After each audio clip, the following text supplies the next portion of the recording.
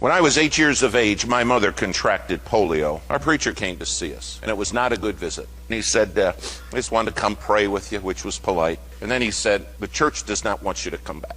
We're afraid of the polio. And my mom said, well, I understand the fear. And she said, that's okay. She said, we won't come back. But she said, Pastor, could you do me one favor and pray that God would give me something to do for him? That preacher looked at my mom and said, Miss Gibbs, you need to understand God's through with you. My mom turned to that preacher and she said, you're wrong. She said, I'm extremely damaged goods, but God loves to use extremely damaged goods. And she said, you're wrong, Pastor. You're just wrong. When he left, my mom said, Davy, you come here. She said, God's never through with anybody. If you've got breath, you've got something to do for God. A new preacher came to town, and he dropped by our house to see us. He said, now, we don't have any kids, so there's no kids in our Sunday school, but we have a Sunday school, and how would you like to head that up? My mom said, I'd love to. And she said, now your Sunday school has 2 kids. And she said, I got a boy and a girl. He said, well, he said, it's perfect.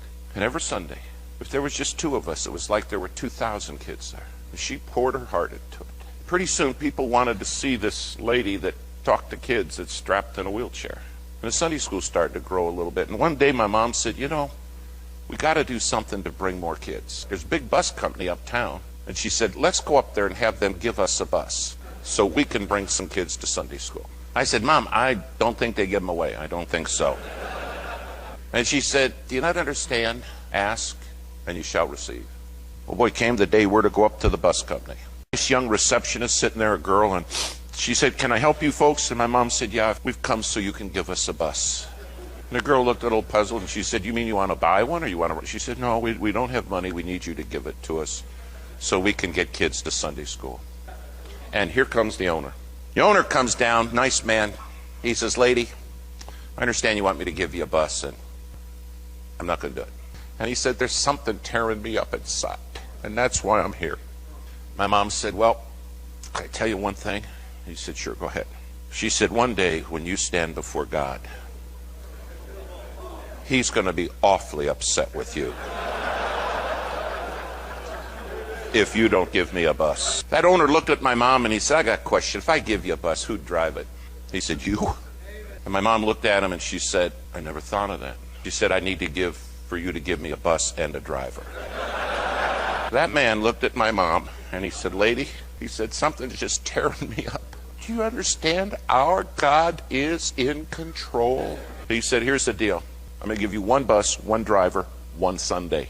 1 and only 1. And I stood there and I thought, I don't believe this. She got a bus and a driver. My mom said, oh, thanks. But she said, can I say one more thing?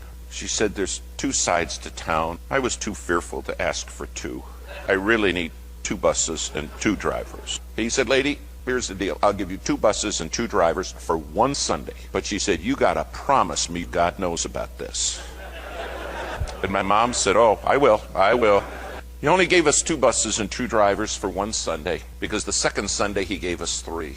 And within less than 2 years, he was giving us 35 buses and 35 drivers every Sunday. The Sunday school that had no kids in 5 years' time never had less than 5,000 children in it. And it was all run by a lady.